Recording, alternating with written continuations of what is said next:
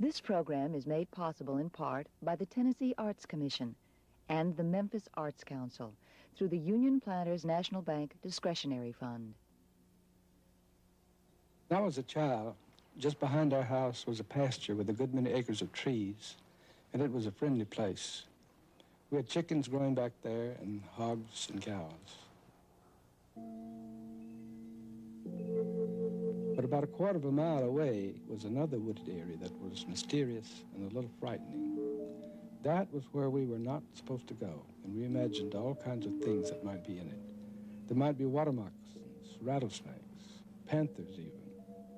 Charlie Mae said she had been there and there were panthers there, but she said they friendly.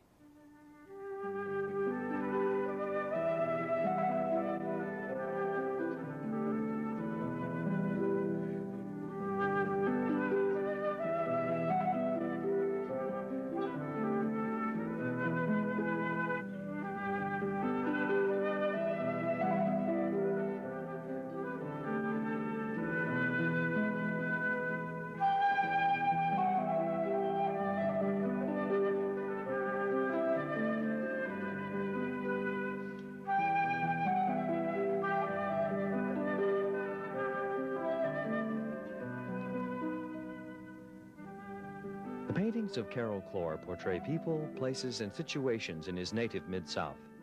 But critics and collectors agree that Cloar's works are not limited by regionalism. His people are instantly, universally familiar. They are stolid, hardworking, strong, and not easily intimidated. Often as not, they'll stare right back at you.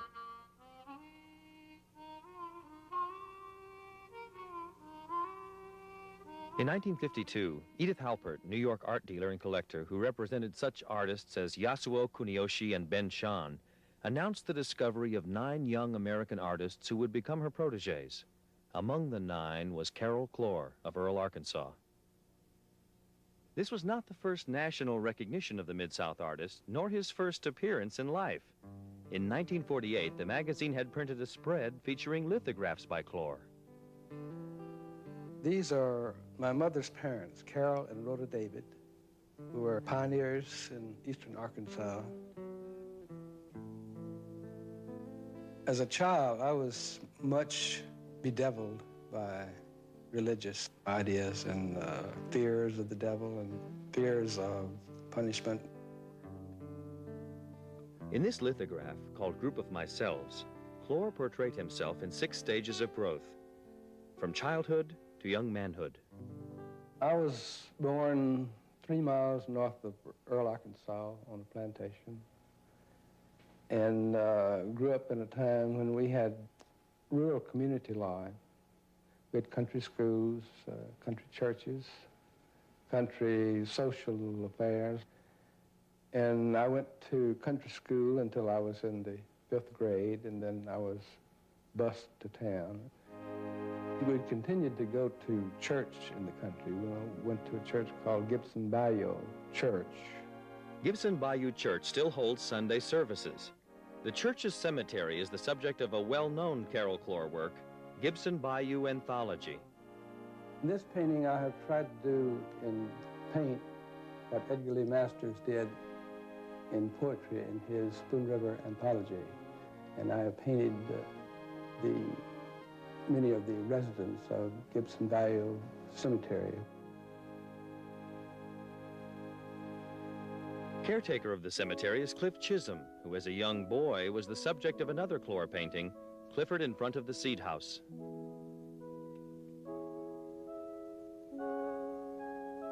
Carroll Cloar received his early education in a small country schoolhouse. It's an experience that I'm glad that I had, going to school in the country for at least a few years. I got a male teacher my 2nd year in school, and he was really rough. And if you didn't have your lesson prepared, you got a whipping, and I mean a real whipping. Cloar later attended Earle High School, where, along with his classmates, he left his imprint.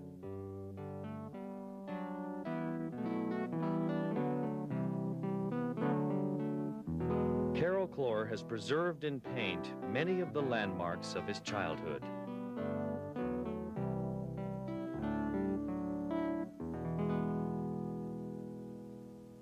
And he is also a first-class teller of Arkansas tales. About a mile from where I lived when I was growing up, there was a Negro farmer who had a pretty substantial place. He had a store, a gin, and when he died, in the manner of white farm owners, he began a family cemetery on the place. He had made arrangements for himself to be buried on a little mound in the middle of the field, and a large white angel monument was erected there. As time passed, the land was sold and the heirs moved away, and all these years, the angel has stood there alone in the field. The old Richards place. It's the only remaining log house in Crittenden County, I believe, and consequently the oldest house. It had been just a simple house with a bare yard for many years, but in very recent times, it suddenly burst into bloom. The Earl Depot was the subject of a Cloar painting entitled Waiting for the Hot Spring Special. Christmas, the Tri-State Fair, and our annual trip to Hot Springs were the high points of the year.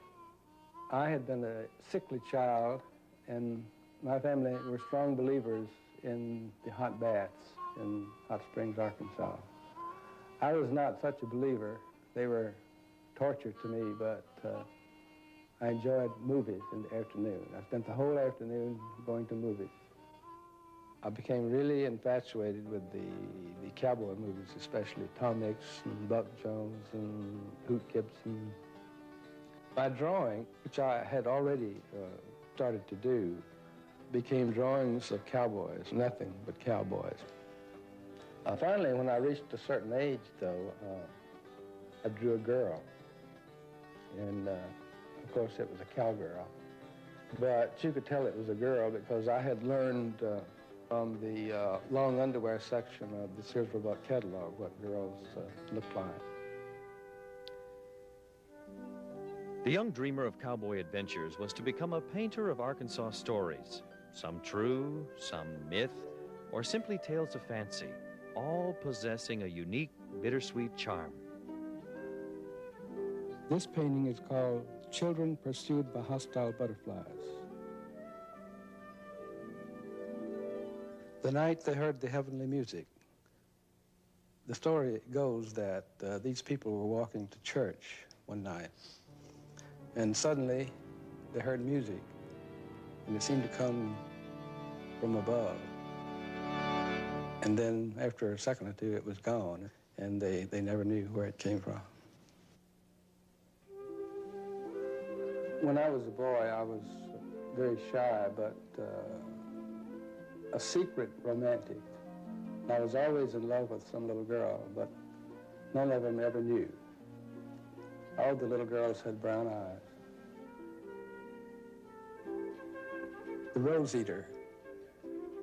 A year or two ago, I had a call from a man named Charlie Hayes. Asked me if I remembered him, and I said, yes, I did. And that I had done a painting based on the fact that his brother George used to eat roses.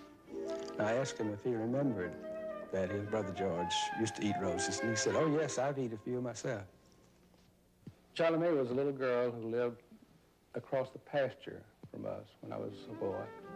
And she lived with her grandmother, Mattie, and her uncle Disheye. And Charlie May had many wonderful tales to tell, all of which I believed. Charlie May and I had a kind of cultural exchange. Her uncle Disheye had somewhere acquired an old Victrola and some records. And Charlie May lent me some of her records, and I lent her some of mine. I lent her The Old Rugged Cross, Melody in F, In the Baggage Coach Ahead, The Wreck of the Titanic, and I'm Forever Blowing Bubbles.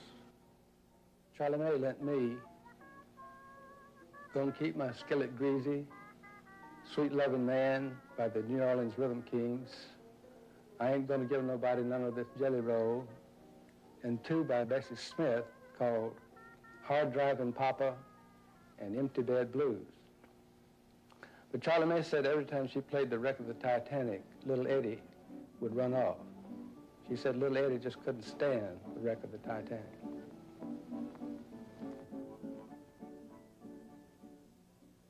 People often ask me why I paint panthers.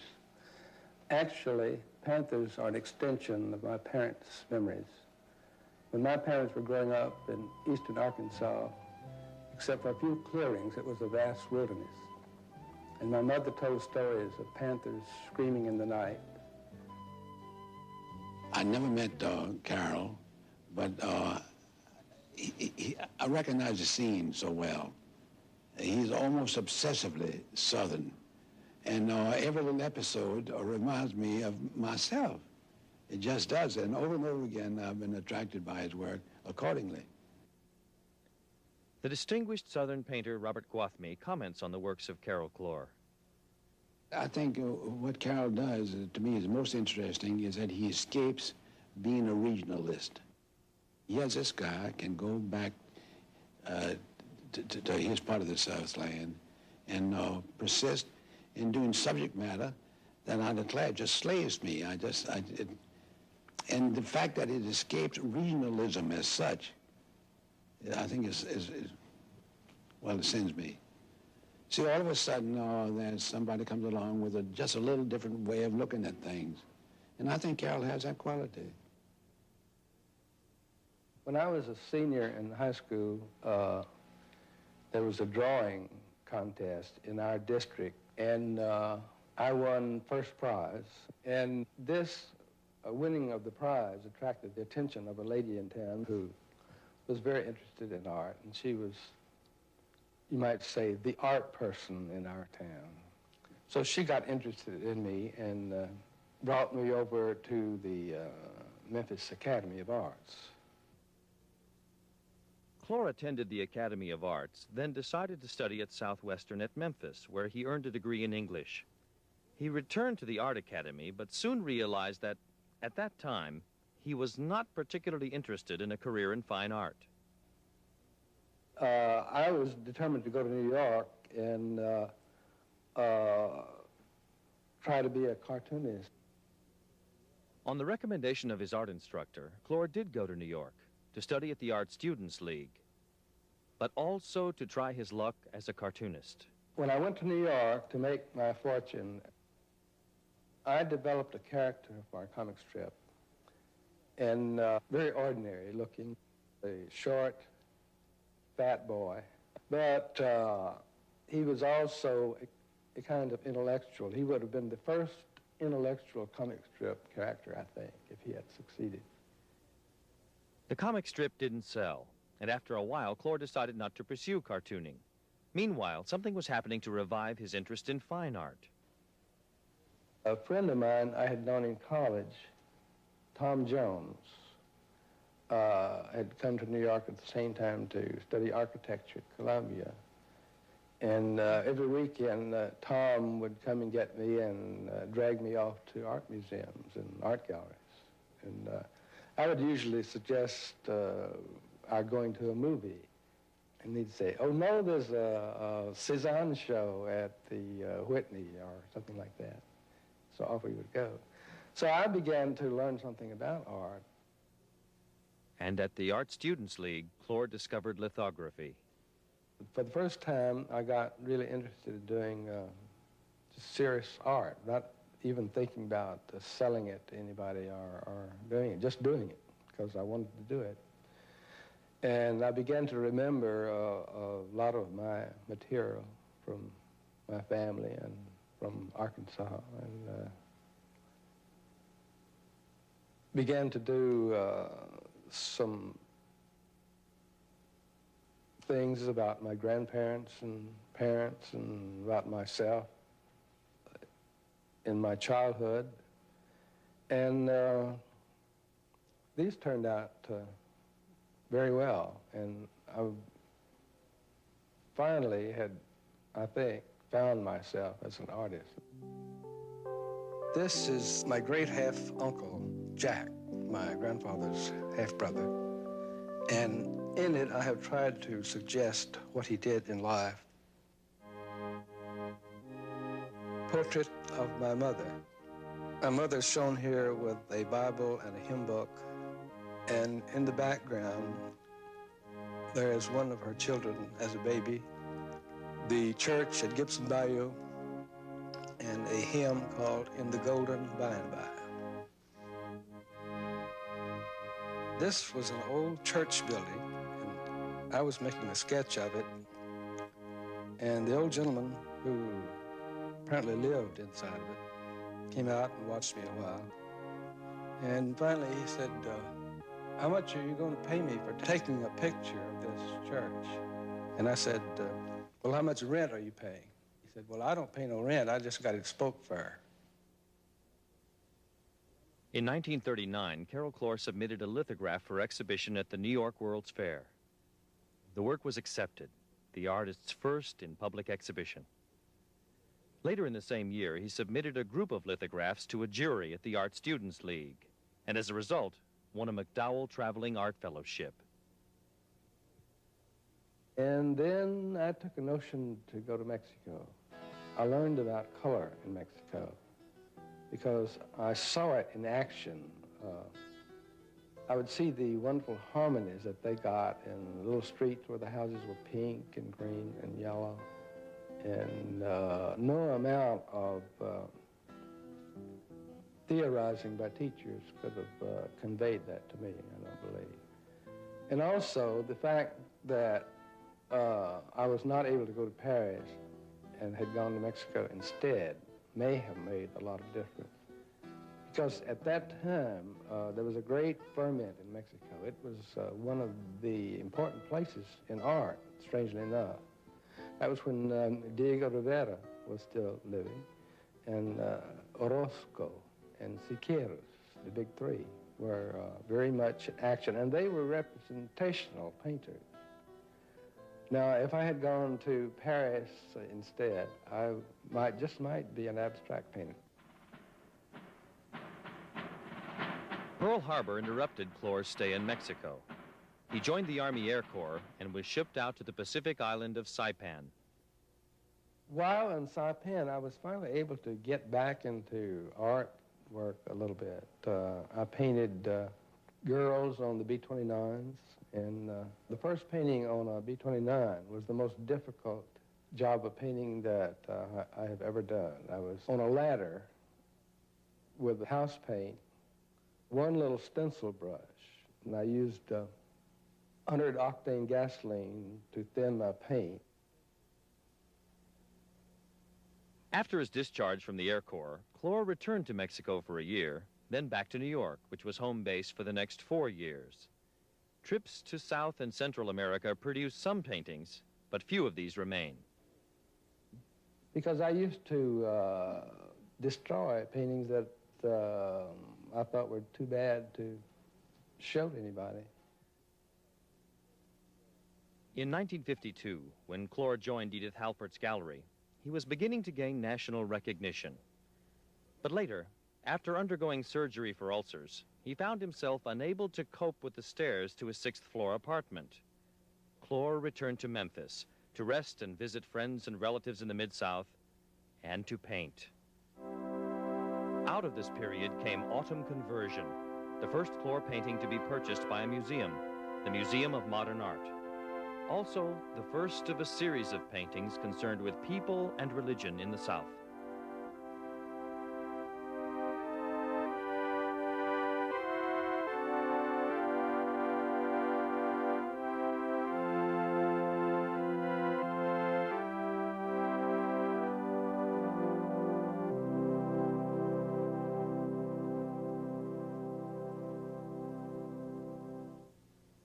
In 1954, Carroll Cloar traveled Europe. Several new paintings emerged from this trip.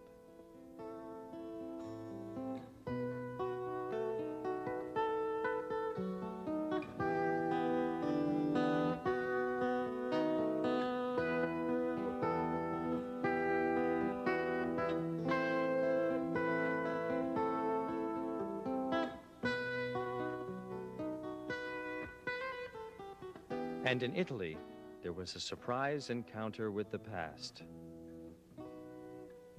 The idea of childhood imagery came to me when I was sitting at a sidewalk cafe in Venice. And they just seemed to stream in, one idea after another. And I grabbed a paper napkin and began to write them down. And I remembered not only things that happened in childhood, but how I thought of things, how I imagined them.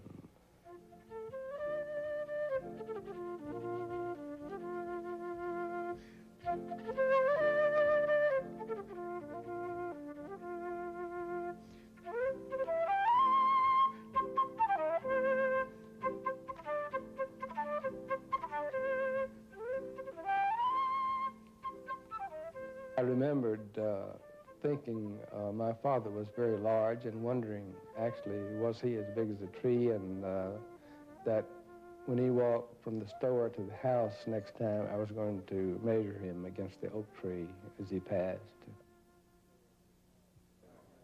Actually, I was a fan of his. In the 50s, in the 60s, I knew him when he was with Edith Halpert. I knew him when he was with Charles Allen.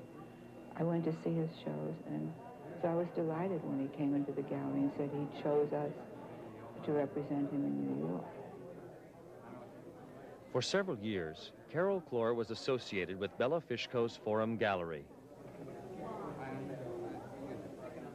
People have loved his work, and many people have discovered his work, which is what's important to me. Many people who'd heard his name, or even people who haven't, have just come in here and just loved it. Now, they don't expect to find his work here, because although we're a gallery of figurative art, I've never shown someone who could be called a folk artist or a primitive artist. I feel Carroll is so far above any characterization. He's an artist first. But people are surprised and enchanted. And I always feel that it's almost a conversion when people see his work and love it. People often ask me, what kind of painter are you? And I've never liked to categorize myself. Thomas Hess, who was editor of one of the art magazines, once described my style as cinema-iconographic. And I haven't really quite figured that out yet. Another writer said that I didn't use photographs in the same way as the photorealists, but that I might be considered one of the forerunners of photorealism. My feeling about that is if I were really one of the forefathers of photorealism, I would feel a little bit like that botanist who inadvertently brought the Dutch elm disease to America. I am a realist. I would call myself, I suppose, a modern realist. I'm, in fact, close to a photorealist, but I don't choose the kind of inane subject matter that most of the photorealists seem to prefer. Those people who look at contemporary art, they will become aware that there's a great deal of photography being used at the moment. Abram Lerner, former director of the Hirshhorn Museum and Sculpture Garden, Smithsonian Institution, Washington.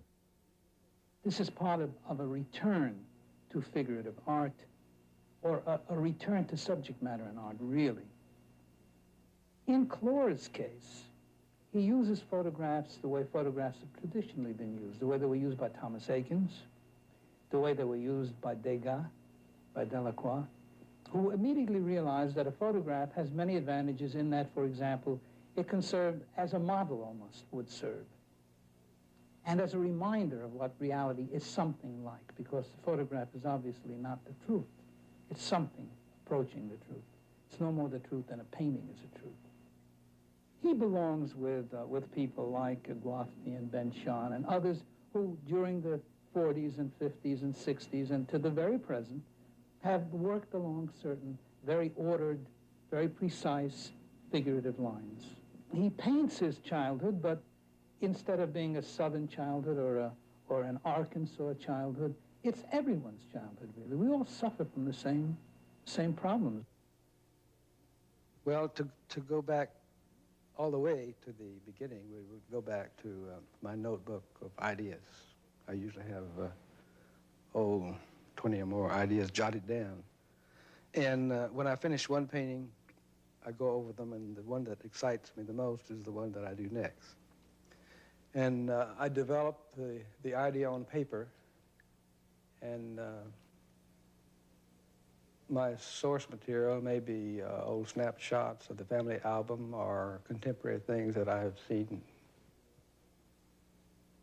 I was, in my youth, torn between writing and painting. And sometimes I would quit painting altogether and spend some months writing. And I think I'm more influenced by writers than I am by other painters. I learned from writers like Faulkner and Thomas Wolfe and Eudora Welty about subject matter. And in my paintings, I always put the right kind of character. It doesn't have to be a perfect likeness of the person I use as a model, but it has to be the right kind of character. It has to have the right kind of face, the right kind of clothes, the right kind of movement to fit the context. Subject matter, movement, characterization. Elements essential to every worthwhile poem and novel, and to the works of Carroll Cloar.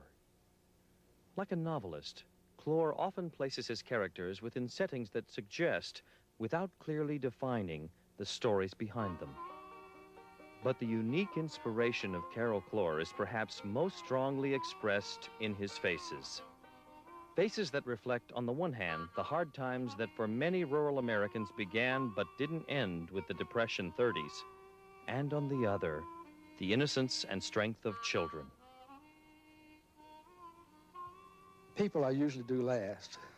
For one reason, I like to save that as an incentive, because they are also more, besides being more interesting, they're also more difficult. And another reason is that if I did them first and they were not entirely satisfactory, my enthusiasm for the painting would diminish greatly. I might not even want to finish. I guess only 2 or 3 of my 600 plus paintings have no people. The people matter very much.